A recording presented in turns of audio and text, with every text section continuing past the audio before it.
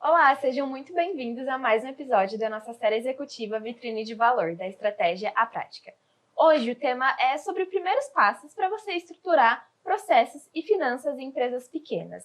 E hoje a gente trouxe aqui com a gente a Mariana Moraes, que é analista de controladoria da Icatec, e o Thiago Grandinetti, que é controller da Icatec também. Sejam muito bem-vindos. Obrigado pelo convite. Bom, pessoal, um tema, assim, bem sensível, né? Porque todo empreendedor foca ali nos números, quer saber o quanto está entrando de caixa, quanto está perdendo, os custos. É, assim, é o idioma geral de qualquer negócio. E antes que a gente entre, de fato, no tema, eu queria que vocês contassem um pouquinho da história de vocês dentro dessa área, as experiências que vocês já tiveram. Se você quiser começar, Mari, fica à vontade. Sim. Boa noite, primeiramente. Eu trabalho com controladoria menos tempo do que com contabilidade. Então, o meu foco ele é principal ali na questão contábil, se há algum risco contábil, se as demonstrações elas estão fidedignas com aquilo que está acontecendo dentro da empresa. Já estou aí há uns 6 anos dentro da área, trabalhando com isso. E minha formação é contábil, economia, então tudo que agrega ali, né? Tenho buscado hoje, pela necessidade da Icatec, uma visão mais controladoria financeira, tem muitas questões de investimento ali dentro, então eu tenho evoluído nessa área, que não é do comum do dia a dia da contabilidade, né? Mas é sobre isso, meu foco é basicamente, principalmente o contábil, dentro da legal, controladoria. Mari. E você, Thiago? Vamos chamar de ti, né? Ti é mais fácil. Tranquilo. Bom, gente, eu comecei na controladoria, não me lembro quando, muito certo. Não quer revelar a idade. A gente não entrega a idade nessas horas. Mas eu posso dizer que mais de uma década, né? Então, eu já passei por vários departamentos de controladoria, já implantei vários. E assim, além de passar por isso, eu também tive uma grande atuação no mercado financeiro. Fui para Faria Lima, trabalhei numa consultoria de turnaround lá como executivo financeiro. E acabei voltando para Bauru, né, para trabalhar na Icatec, né, já faz quase 2 anos. E essa é a minha vivência. Hoje posso dizer que eu tenho uma bagagem muito grande na questão de controle financeiro, investimento. Eu tive muita vivência nisso. E na Icatec não é diferente, né? Quando a gente pensa em controladoria, a gente acha que é aquela pessoa chata, né? Mas não, pelo contrário, é a pessoa que ela preza pelos números e pela estratégia da empresa, né? A controladoria, ela é focada nisso. Um defensor do número positivo, lá para garantir. Em alguns lugares a gente fala que é um cão de guarda, né? Mas não é aquela coisa pejorativa, pelo contrário. As diretorias acabam se baseando na controladoria para algumas informações e estratégias, né? Então, basicamente é isso. A minha vida inteira, praticamente, além de jurídico, porque eu trabalhei muito em jurídico. Eu lembro dessa época. Você lembra, né? Pra quem não sabe, a gente tem 30 anos de amizade. Pronto, entreguei a idade. Com carinha de 20. Exato. E trabalhei muito jurídico em escritórios de cobrança, renomados em Bauru, mas eu tive, podemos dizer aí, uma grande bagagem na controladoria. E para finalizar, sou administrador de empresas, eu não sou da área contábil, e agora eu estou me especializando nisso, estou fazendo economia, e estou fazendo também um mestrado agora em finanças e governança, né? Porque são coisas que são os pilares da controladoria. Em grandes empresas como a Icatec, elas precisam desses pontos bem alicerçados dentro de uma controladoria. E tudo começa do pequeno, do básico, Exatamente. né? Então, assim, hoje a gente trouxe essas duas feras aqui para a gente poder dar um direcionamento para as empresas que estão começando.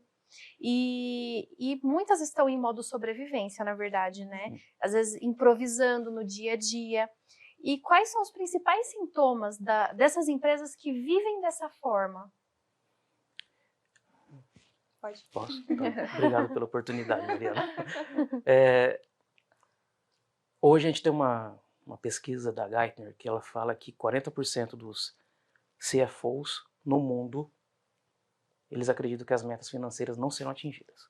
Eles planejam no fim do ano já sabendo que não vão atingir. E isso não é um cenário somente de empresas grandes, tá? As empresas pequenas, elas realmente elas estão no mesmo patamar. Muitas vezes não é falta de planejamento. Planeja bem até, mas a execução é meio furada. Elas acabam patinando muito. Então a gente pode dizer que hoje um sintoma, um alerta, seria realmente essa sensação da empresa não estar rodando. Ela vende e não vai para frente.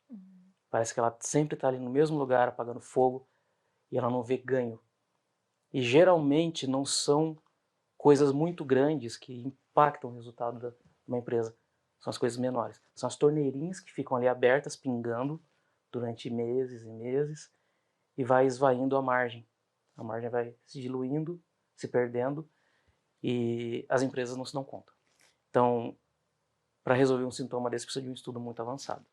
Né? Quer complementar alguma coisa? Eu acho que partindo do princípio que a gente está falando sobre os primeiros passos, né? É muito importante ter a clareza do fluxo, né?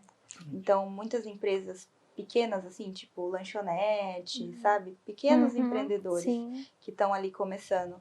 Eles não têm clareza, eles veem o dinheiro entrando, tem ali os seus movimentações mais altas, mas não tem com clareza quanto pagou de fornecedor, ou quais são seus principais contatos de fornecedores. Isso no caso da lanchonete, mas cada novo empreendedor que está iniciando, que não tem esse costume de pagar uma grande quantidade de pagamentos variados, né?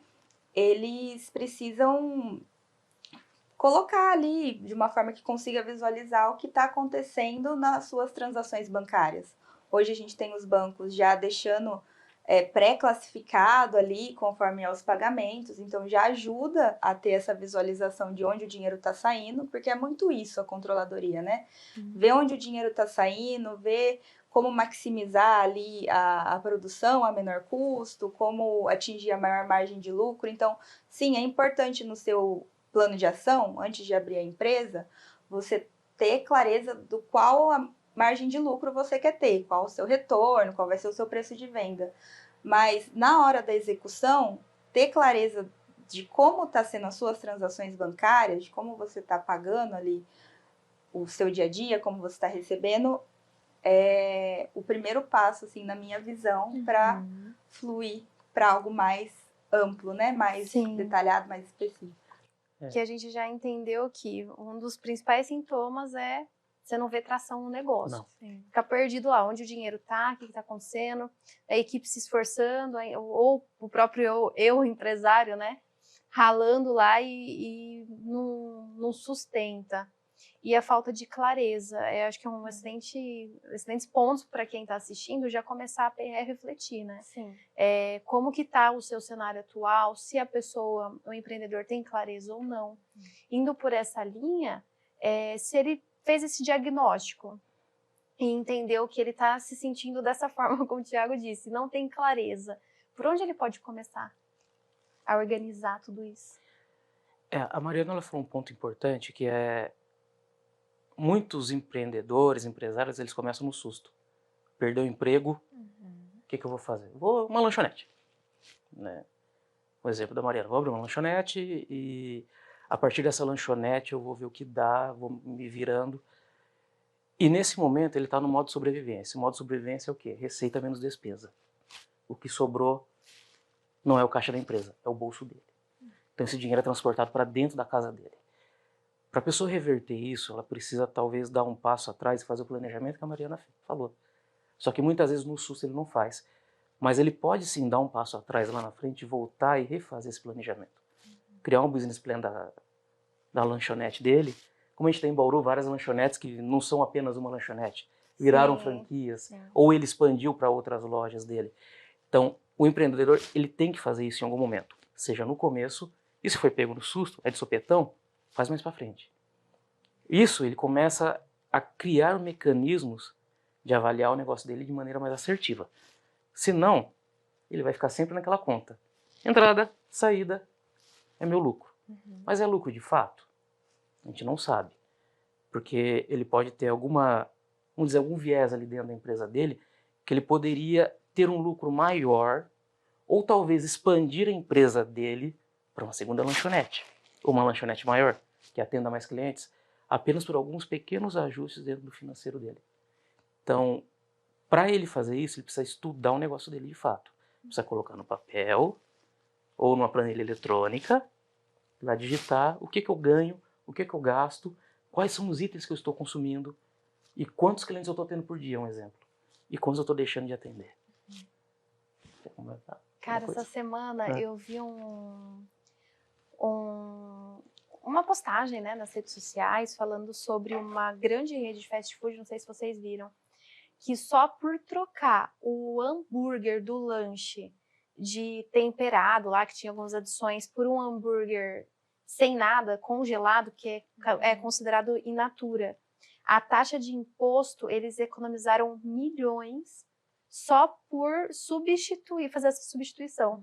Você falando aí de olhar no detalhe, planilhar, nossa, na hora me veio na cabeça esse estudo. Você não precisa ir muito longe, não. Se você vê, como a gente está muito no mundo digital, de startups, essas coisas, geralmente a gente vê alguns produtos que são vendidos que vêm com um livro.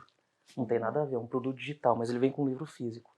Nisso daí, a Mariana até pode confirmar, ele consegue abater ou mudar a classificação do imposto dele e derruba o imposto que ele tem que pagar para o governo.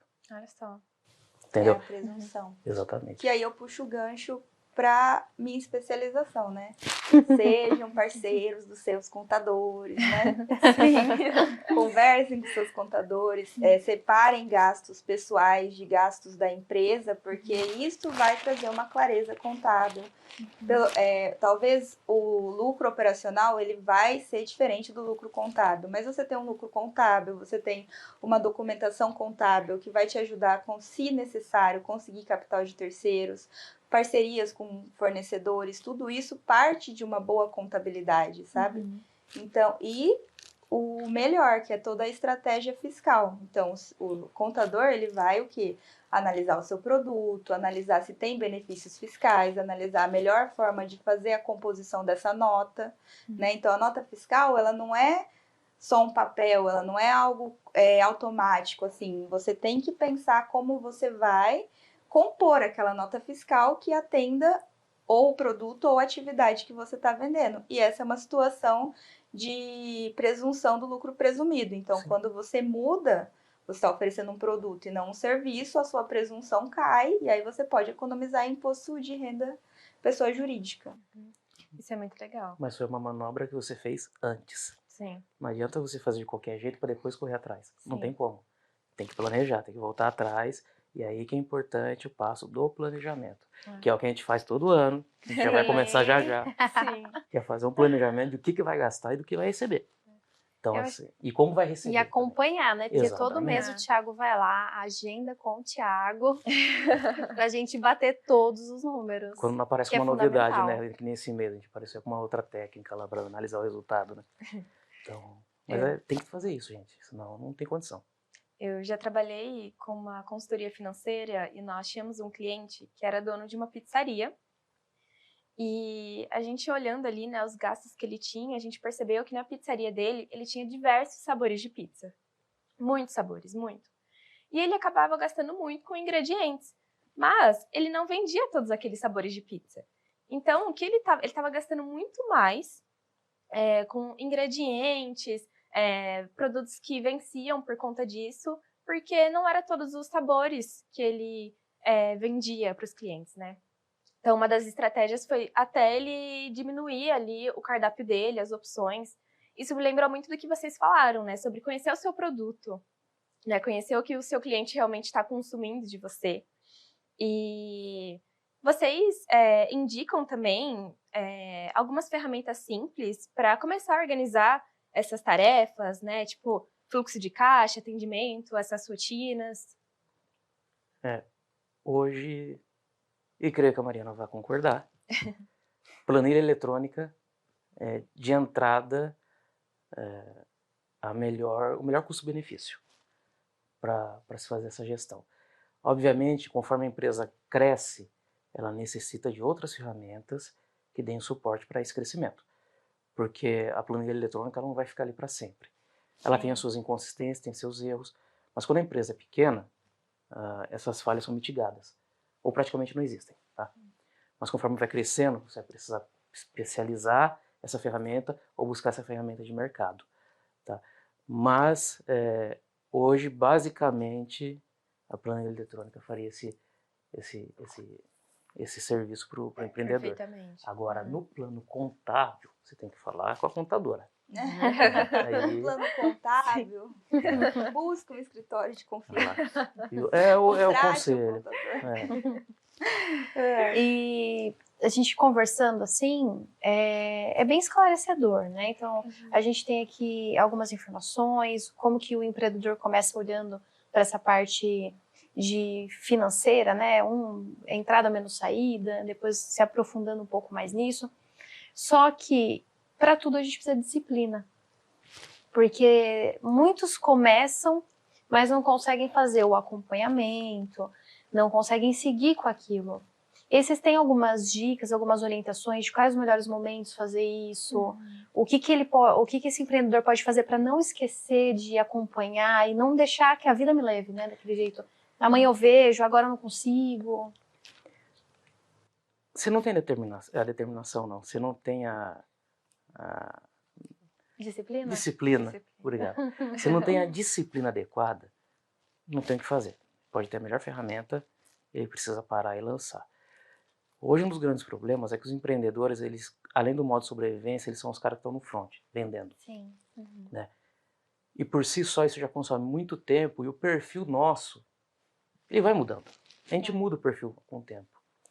E o empreendedor, ele acaba mudando o perfil dele para, às vezes, ser um cara mais comercial. E isso já consome o tempo dele, a energia dele, e ele acaba no depois eu faço, depois eu lanço. Não que seja demérito da área comercial, mas é porque o comercial ele está focado em trazer para dentro.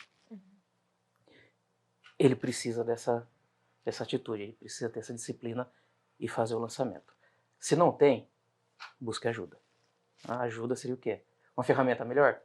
Não, porque se não tiver o esforço humano, não adianta, você pode pagar a ferramenta mais cara.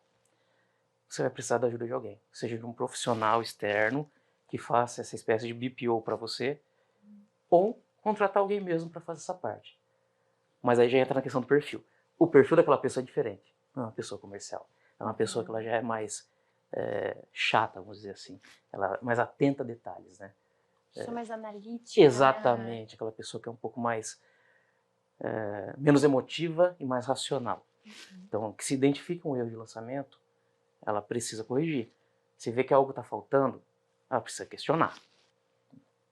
Eu acho que o gancho que você puxou faz muito sentido mesmo. O BPO financeiro é uma forma de não ter alto custo e ter um serviço, de certa forma, especializado. Sim. Então, são profissionais que já estão acostumados a mexer ali com o financeiro e vão te entregar um resultado mais claro do que aquele que está começando, né? Que não tem essa rotina no dia a dia e não precisa se preocupar se está tudo pago, né?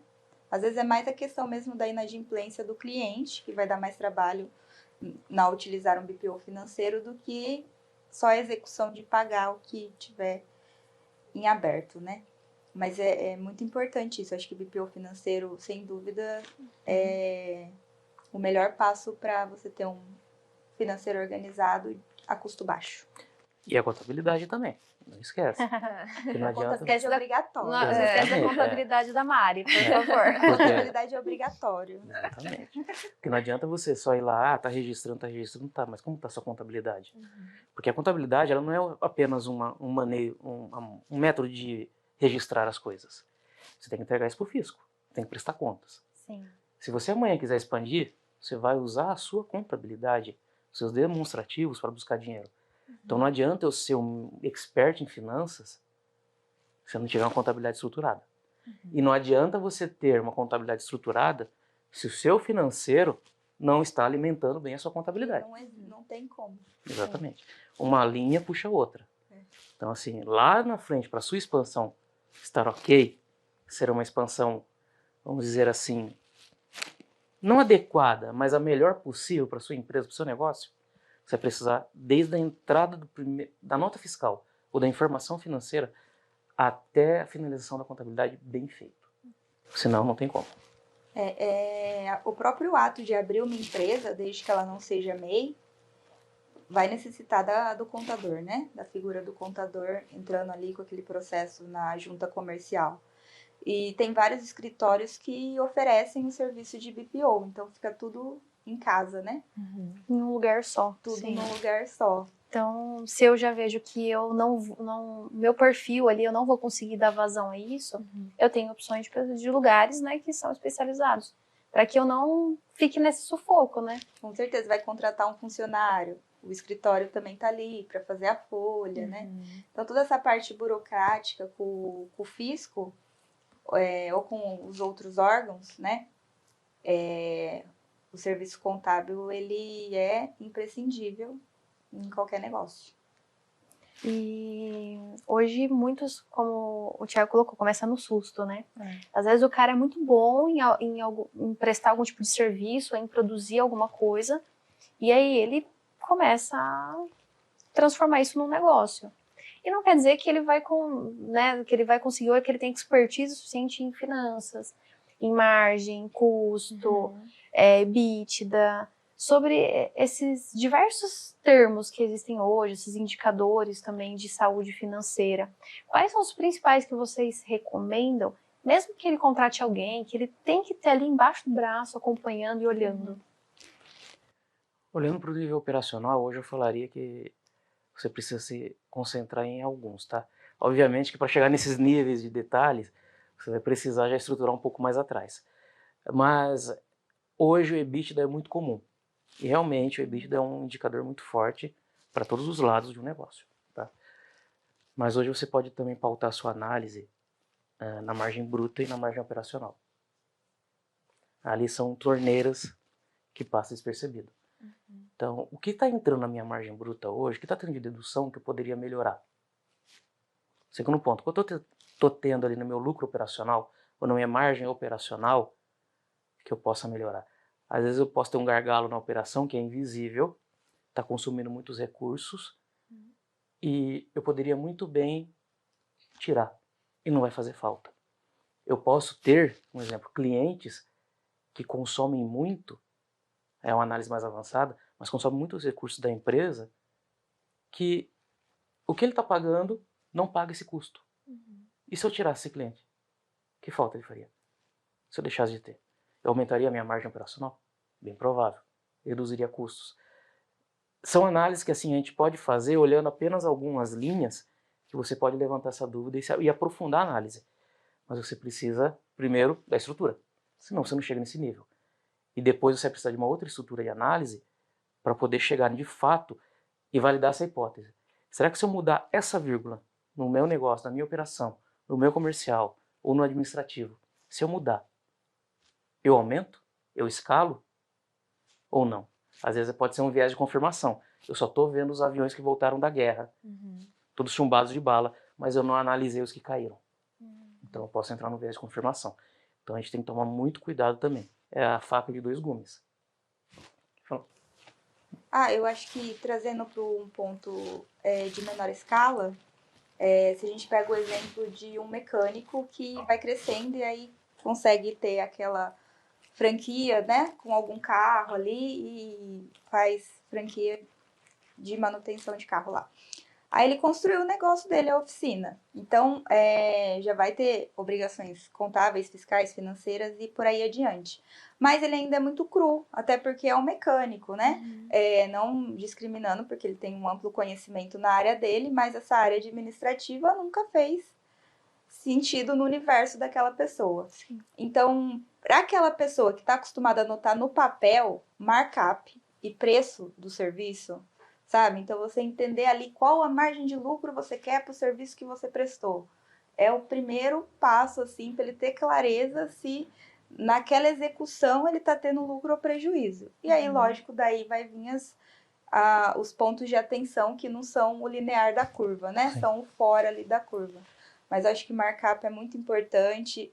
Curva ABC de fornecedor, principalmente em pequenos negócios, você saber quais são os seus principais parceiros, onde você pode negociar custo, olhando para o micro, né? Uma coisa assim mais do início. Eu penso esses indicadores. A gente poderia também falar que para o pequeno empresário o que ele poderia fazer qual que é a capacidade dele reinvestir. Então hoje, se ele fatura 1.000, ele tem 500 de despesa, o que ele faz com os outros 500? Será que ele tem despesa dele própria dentro desses 500 que ele pagou dentro da empresa e o que sobra é líquido mesmo? Ou esses R$500 é para ele tirar para pagar as contas dele? E qual que é a capacidade dele? Quantos por cento desse líquido ele está reinvestindo? Ah, mas eu não quero expandir meu negócio. Não, tudo bem. Mas quanto você está guardando, tendo capacidade de investir na sua aposentadoria ou na educação dos seus filhos, algo que gere uma espécie de juros lá na frente. Para ele, em prol dele, não contra ele. Então, essa poderia ser uma outra análise também.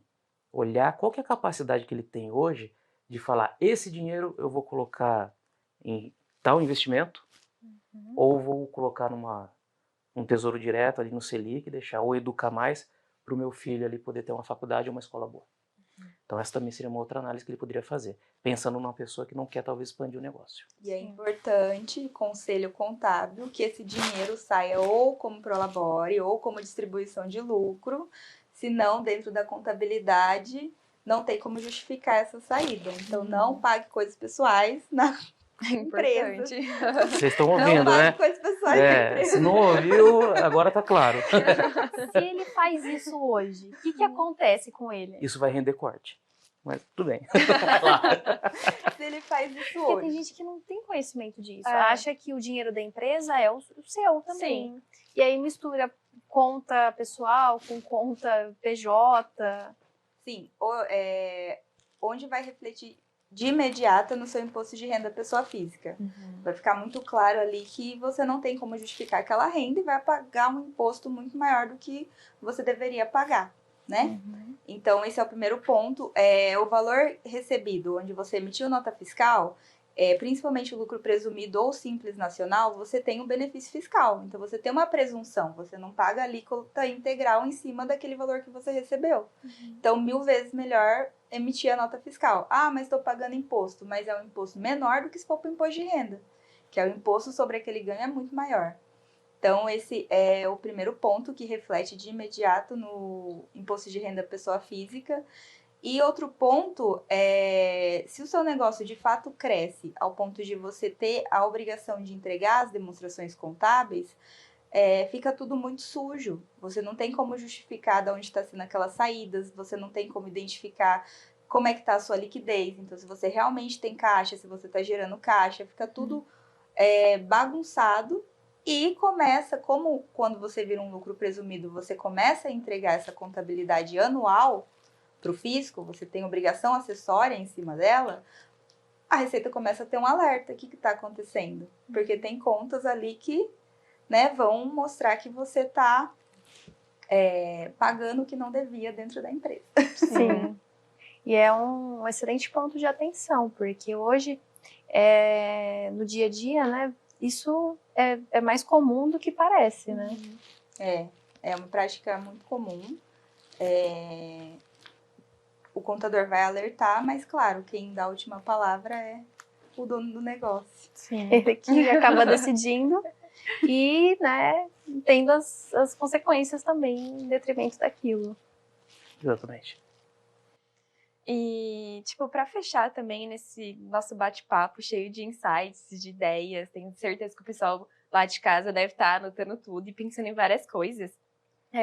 Queria pedir uma dica para vocês, se vocês tivessem que deixar somente uma orientação prática para essas empresas que estão no improviso ainda, que estão ali começando, o passo mais poderoso para mudar todo esse cenário. Seja chato com o seu dinheiro, não chato contra ele, chato a favor dele. O dinheiro não leva desaforo para casa. Pode ser o melhor negócio do mundo, se você não tiver uma gestão boa, não vai vingar. Então, seja chato, não se acostume, não fala tá bom do jeito que tá, esse financeiro tá bom, não. Você tem pontos que você pode melhorar. Você tem lugares que você pode acrescentar algo em que você possa ganhar alguma coisa. O ganho pode ser pouco, mas, novamente, vamos pensar em juro composto. A médio e longo prazo, essa torneirinha que deixou de pingar pode render algo lá na frente. Pode não, vai render, né? Então, assim, seja chato mesmo, não aquele chato, muito chato também. Mas, assim, preze pelo seu dinheiro, ele não leva desaforo e ele vai cobrar conta se você for negligente com ele, tá? Ele cobra, e cobra feio. O meu acho que não poderia ser outro, né? Busque um contador de confiança e escute as orientações que ele passa. Acho que é o primeiro ponto aí, para não ter problemas com o fisco. Sim, Maravilhoso. nossa, foi um episódio muito, assim, de muita clareza, porque é um assunto bem delicado e um assunto que muda a vida, né, do empreendedor, finanças, controladoria, contabilidade. E eu queria agradecer vocês dois, né, por aceitarem estar aqui hoje com a gente, gravando esse episódio, e poder trazer um pouco desse conhecimento, dessa bagagem também para quem está lá começando, ou que já começou e está ali nesse embate, né, nessas dificuldades. Então, novamente, muito obrigada pela presença de vocês dois. Eu que agradeço. E, pessoal, por hoje foi esse o nosso tema. Eu espero você na nossa próxima semana, na quinta-feira, às 19h30, na próxima Vitrine de Valor. Te vejo lá. Tchau, tchau. Tchau, tchau.